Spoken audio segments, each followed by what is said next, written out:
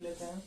Illustration number 4 में क्या requirement है, क्या छोटा सा है, इसको देख लेते हैं। पहले क्वेश्चन पर वाला आ गया, Ajanta grants 120 shares option to each of its employ. देखो यहाँ पे एक ट्विस्ट दिया है उसको, यहाँ पे क्या किया गया है, 460 एम्प्लॉय है इसके कंपनी में, 460 एम्प्लॉय को, हर एम्प्लॉय को 120 शेयर दिया हुआ है। पहले क्या था, इससे पहले क्वेश्चन में वो एम्प्लॉय स्टॉक दे रहा था कुल टोटल, एक एम्प्लॉय का नहीं दे रहा था। यहाँ पे एम्प्लॉय और नंबर ऑफ शेयर अलग अलग दिया है। Each grant is conditional on the employ working for the Ajanta over the next 3 year. क्या बोला था मैंने, कंपनी जो ये ऑप्शन देता है अपने एम्प्लॉय को, उसके बदले में कंपनी कुछ कंडीशन लगाता है। क्या कंडीशन लगाता है कि हमारे अंदर तुमको 5 साल 6 साल 10 साल काम करना पड़ेगा, तभी। ये कंपनी ने क्या लगाया है कंडीशन कि हमारे कंपनी में तुमको 3 साल तक काम करोगे तभी तुमको ये शेयर्स, ये ऑप्शन में तुमको फायदा दिया जाएगा। एम्प्लॉय स्टॉक ऑप्शन के तहत तुमको शेयर इशू किया जाएगा, ठीक है। अब देखो, Ajanta has estimated that the fair value of each share option is 12 rupees 12, ठीक है। Ajanta estimate that 25% of employ will be leave during the 3 year period, ठीक है। And so forfeited their right to the share option. Everything turns out exactly so expected. अब देखो, इसको भी हम एक टाइमलाइन के थ्रू पहले क्वेश्चन को ड्रॉ करते हैं। देखो, हमने एक टाइमलाइन ड्रॉ कर लिया, ठीक है। अब देखो, पहले 460 एम्प्लॉय था, उसको हमने पर एम्प्लॉय को हमने कितना दिया, 120 ऑप्शन दिया। तो इसको मल्टीप्लाई करेंगे तो कुल टोटल एम्प्लॉय स्टॉक ऑप्शन हो जाएगा। क्या हो जाएगा, मल्टीप्लाई करके देखो, मेरे साथ साथ करो मल्टीप्लाई, इसको करो मल्टीप्लाई, कितना आया आंसर, 55,200। ये 55,200 क्या है, ये एम्प्लॉय स्टॉक ऑप्शन है, ये एम्प्लॉय स्टॉक ऑप्शन है। ये एम्प्लॉय का नंबर ऑफ एम्प्लॉय है, पर एम्प्लॉय को 120 शेयर्स देने का वादा किया। तो कुल टोटल शेयर्स कितना हो गया, कंपनी को 55,200 देना पड़ेगा, ठीक है। Ajanta estimated the fair value of each share option. ध्यान से देखो क्वेश्चन को, यहाँ पे 12 रुपया जो दिया हुआ है, पहले हमें क्या दिया रहता था, पहले हमें दिया रहता था कि हम कितने एट द रेट कितने पे हम उसको दे रहे हैं। जैसे 40 रुपया दिया रहता था, मार्केट प्राइस दिया रहता था, हाँ, मार्केट प्राइस 120 दिया रहता, तो उससे हम डिस्काउंट निकाल लेते थे 80 रुपया। पहले क्वेश्चन में हम ऐसे करते थे, लेकिन इस ऑप्शन में ऐसा नहीं है। इस ऑप्शन में बोल दिया है, इस क्वेश्चन में बोल दिया है कि 12 रुपया value, fair value of each share option.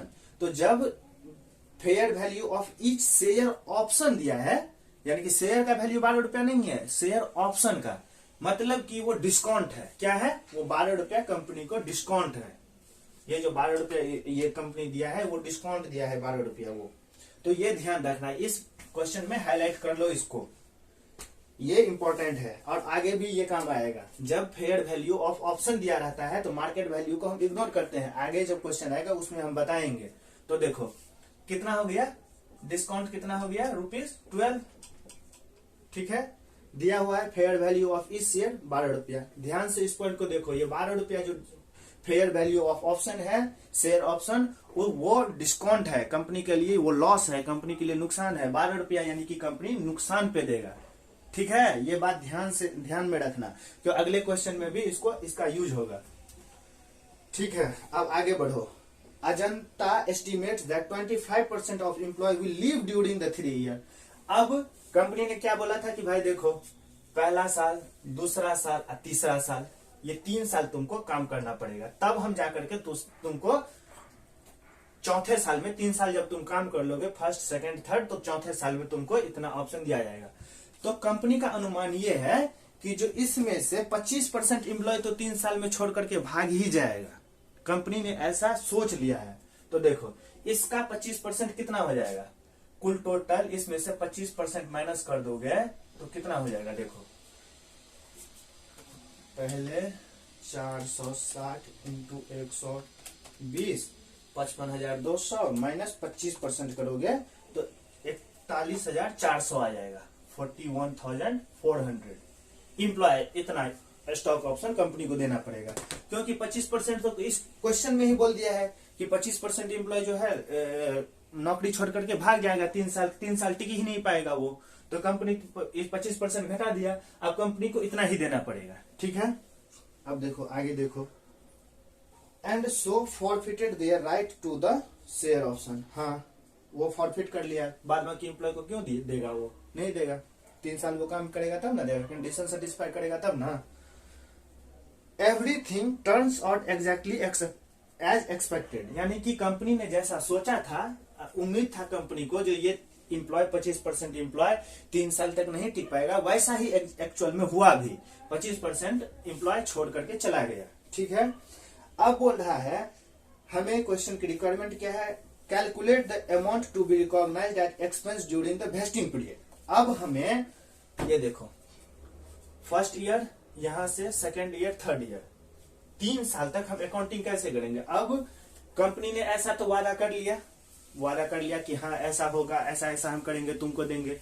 अब कंपनी जब ईयर एंड होगा तो कितना अमाउंट अपने तिजोरी में बुक करके रख लेगा, ताकि कंपनी जब मांगने के लिए आए तो कंपनी को देना पड़े। तो मैंने तुम्हें सेकेंड क्वेश्चन में एक फॉर्मूला बताया था, क्या बताया था अमाउंट रिकॉग्नाइज करने का, employ stock option outstanding into discount divide by vesting period into period expired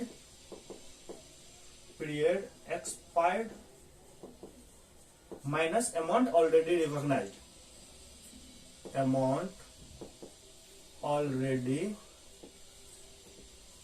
recognised, ऐसे बताए थे ना, हर साल इतना इतना हम ट्रांसफर करते जाएंगे।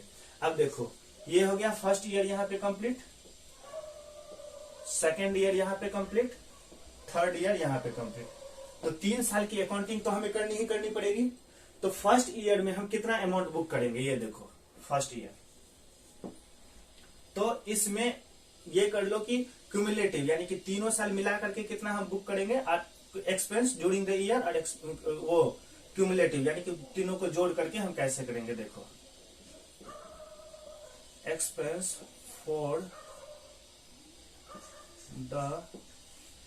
फॉर द पीरियड, माने कि इस साल, एक साल के लिए क्यूमुलेटिव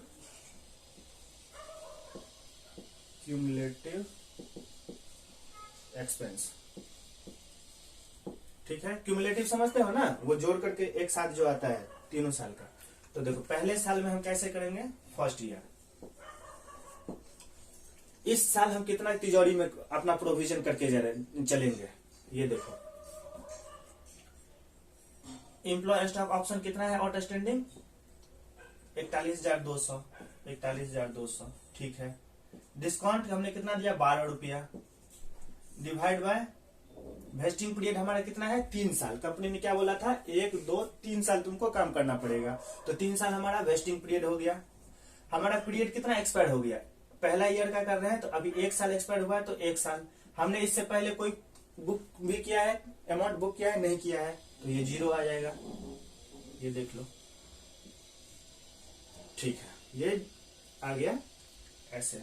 सेकेंड ईयर में हम क्या करेंगे, सेकेंड ईयर में भी हम यही करेंगे, 41,200 डिस्काउंट, ये वेस्टिंग पीरियड हमारा 3, और हम अब चूंकि दूसरे ईयर में आ गए तो अब पीरियड हमारा कितना एक्सपायर हो गया, 1 साल, 1 साल, 2 साल, यहाँ पे 2 साल हो जाएगा कंप्लीट। ठीक है, माइनस ये वाला अमाउंट हम यहाँ पे करेंगे, तो पहले इसको कैलकुलेट कर लो, माइनस करेंगे। ऑलरेडी कितना रिकॉग्नाइज हमने किया, 41,200 गुने 12 इंटू 1 डिवाइड बाय 3 माइनस 0, यानी कि 1,64,800।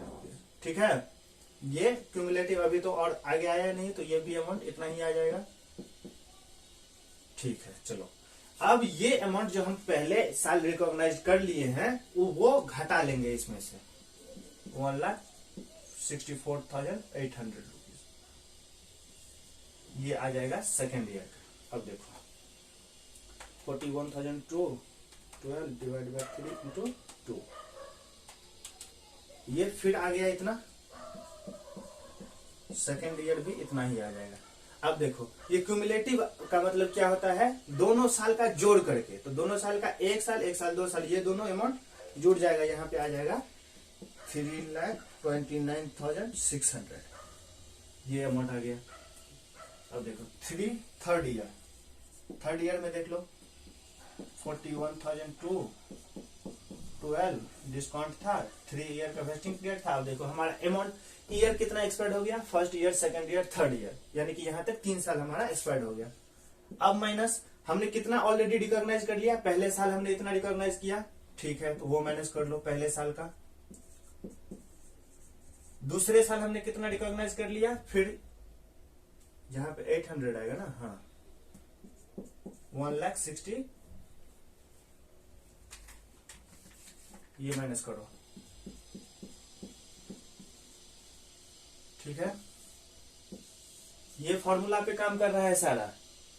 एम्प्लॉय स्टॉक आउटस्टैंडिंग, डिस्काउंट 12 रुपया, 3 वेस्टिंग पीरियड ऑलरेडी एक्सपायर्ड, हर साल हमें देखना है। पहले साल में 1 साल खत्म हुआ था, इसलिए एक साल लिए, यहाँ पे 2 साल लिए, यहाँ पे 3 साल खत्म हुआ 3, और अमाउंट ऑलरेडी रिकॉग्नाइज, यानी कि पिछले फर्स्ट ईयर में हमने कितना रिकॉग्नाइज, अभी देखो ईयर इन स्टार्ट ही हुआ था पहला साल, तो 0 रुपया पहले रिकॉग्नाइज किए थे, इसलिए 0 लिखे।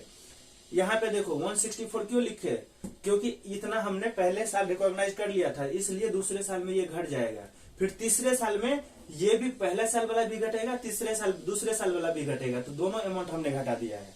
अब देखो क्या हुआ है, 41,012 डिवाइड बाय 3 इंटू 3, ठीक है। इसमें से 164,800 फिर 164,800 घटाओ, फिर सेम अमाउंट आ गया 164,800 रुपीज।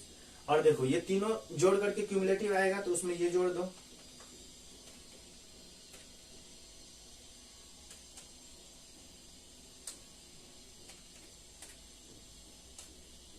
कितना आ गया 494,400, ठीक है।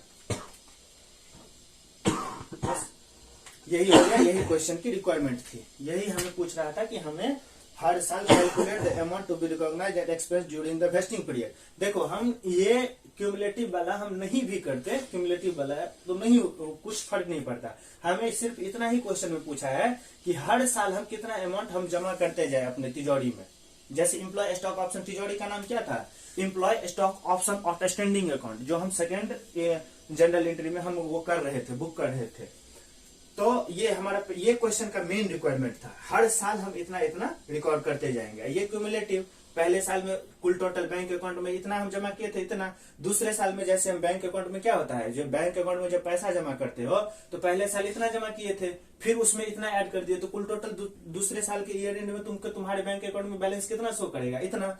थर्ड ईयर में कितना शो करेगा, इतना। फिर इसमें से इस अमाउंट में फिर इतना जोड़ दिए हो और जमा कर दिए हो, तो 3 साल के लास्ट में तुम्हारे पास इतना पैसा है, यानी कि अभी तुम्हारे बैंक अकाउंट में इतना पैसा दिख रहा होगा। एम्प्लॉय स्टॉक ऑप्शन आउटस्टैंडिंग, जिसको हम तिजोरी बार बार बोल रहे हैं, वो उसमें इतना अमाउंट दिख रहा होगा, और हर साल हमने इतना इतना डाला है। ये हर साल का हो गया, ये क्यूमुलेटिव हो गया। बात समझ में आया? हो गया, ये फोर्थ हो गया। देख लो एक बार ICAI का प्रेजेंटेशन देख लो कैसा किया है। ये भी 55,200, इसने क्या किया है, यहाँ पे 25,000 नहीं घटा करके 75 किया है, लेकिन आंसर सेम आएगा। 1/3 ये भी किया है, सब कुछ सेम है, लेकिन हमने क्या किया है 25% यहीं पे घटा लिया है, ताकि बार बार कैलकुलेशन करने में दिक्कत ना हो। चलो ठीक है, हो गया। अब चौथा तो हो गया, 5वां देखते हैं।